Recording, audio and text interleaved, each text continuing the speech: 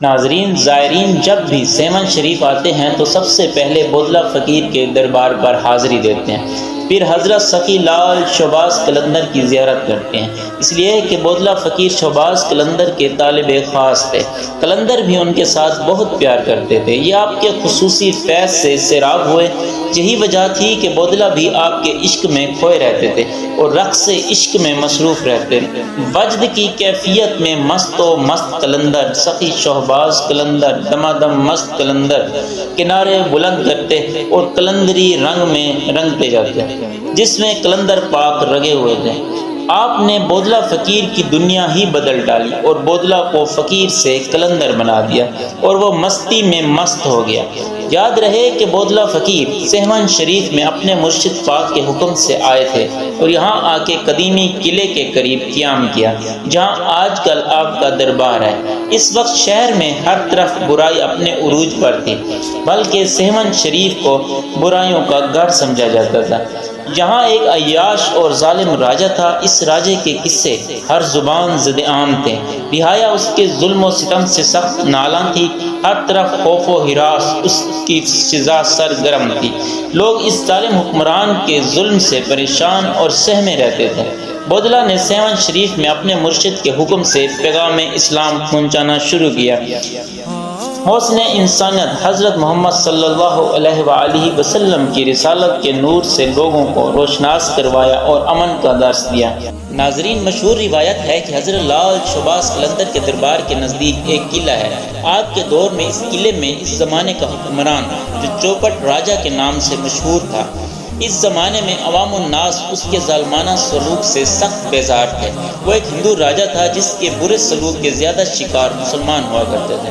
انہی ایام میں لوگوں نے اسے بتلایا کہ ایک مجذوب شہباز قلندر کا دیوانہ ہے اور اس کو ساری دنیا میں حضرت لال شہباز قلندر سے زیادہ کوئی عزیز نہیں۔ چوپٹ راجہ بھی اکثر ان کے مستانہ نعروں سے آگاہ ہوتا رہتا تھا۔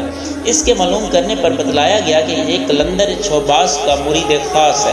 چوپٹ راجہ کے کہنے پر بودلہ کو دربار میں لایا گیا اور پوچھا گیا کہ تمہارا مرشد کون ہے؟ انہوں نے کہا میرا مرشد لال شہباز قلندر ہے۔ یہ کہہ کر وہ دیوانہ وار نعرے لگانے لگے۔ راجہ کے معلوم کرنے پر بتلایا گیا کہ اس کا نام سکندر بودلہ بہار ہے۔ راجہ چوپٹ نے بودلہ سے کہا کہ تو قلندر کا نام لینا چھوڑ دے اور نہ ہی بلند آواز میں ان کا نام لے کر نعرے لگایا گا۔ یہ سن کر بودلہ جوش میں آ گیا اور کثرت سے بلند آواز میں نعرے لگانے شروع کر دیے۔ اس پر راجہ کو بہت غصہ آیا اور فوراً حکم دیا کہ بودلہ کو ذبح کر کے اس کا گوشت پکایا جائے اور کھایا جائے۔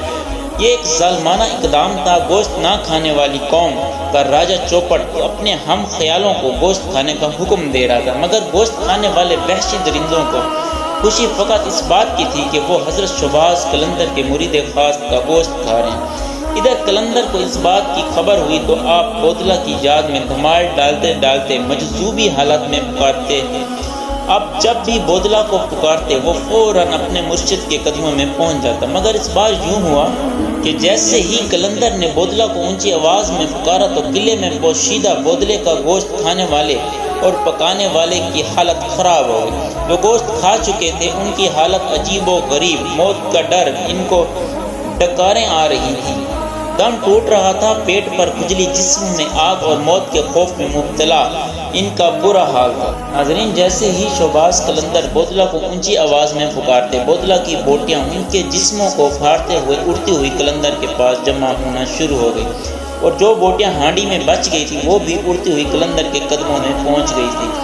تو ایک انسانی جسم کی صورت اختیار کرنے لگی اور آہستہ آہستہ بودلہ کی شکل میں تبدیل ہو گئی۔ بودلہ اپنے مرشد پاک کے سامنے صحیح سلامت با ادب کھڑے ہو گئے۔ قلندر نے راجہ چوپٹ کو بلوایا اور اسے دکھایا کہ میرے عاشق بودلہ کو تم نے ذبح کروا کے اپنے ساتھیوں کو ان کا گوشت کھلا دیا، مگر ان کو غور سے دیکھ، بودلہ اب بھی زندہ ہے۔ راجہ یہ سب کچھ دیکھ کر شرمندہ ہو گیا اور وہ گھبرا گیا اور پریشان ہو گیا۔ اس نے معذور کرنا مناسب نہ سمجھا بلکہ بودلہ کو قتل کروا کے وہ اور بھی مغرور ہو گیا۔ راجہ نے قلندر اور ان کے مریدوں پر بے حساب الزام تراشی کی کہ میں نے بودلہ کو اس لیے قتل کروایا تھا کیونکہ قلعے میں ایک کھڑکی ہے جو باہر کی طرف کھلتی ہے، میری ایک بیٹی ہے جو اس کھڑکی میں بیٹھ کر روزانہ اپنے بالوں کو سنوارتی ہے۔ اس کھڑکی کے سامنے اس بودلے نے ڈیرا لگایا ہوا تھا۔ یہ میری بیٹی پر عاشق ہو گیا، میں نے اس رسوائی سے بچنے کے لیے بودلہ کو قتل کروایا تھا۔ قلندر نے بدبخت راجہ کی طرف مخاطب ہو کر کہا، تمہیں اس ظالمانہ کارروائی کی سزا بھگتنا پڑے گی۔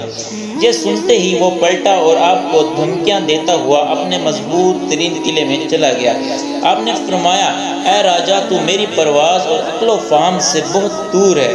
اے راجہ، میری ہر امر میں تو نے دیکھا، وہی میرے قہر میں سچ جان۔ اس کے بعد آپ نے اپنا کاسہ الٹا کر دیا۔ دیکھنے میں تو یہ کوئی خاص عمل نہ تھا، نہ ہی آپ کے پاس بیٹھے ہوئے طالبان نے محسوس کیا۔ کچھ دیر بعد پورے شہر سیمن میں شور مچ گیا کہ راجہ چوپٹ کا قلعہ الٹ گیا، کچھ نہیں بچا اور راجہ کا نام و نشان ہی مٹ گیا۔ ناظرین، اگر آپ ہمارے چینل پر نئے ہیں تو ہمارے چینل کو سبسکرائب کریں، لائک کریں اور شیئر کریں۔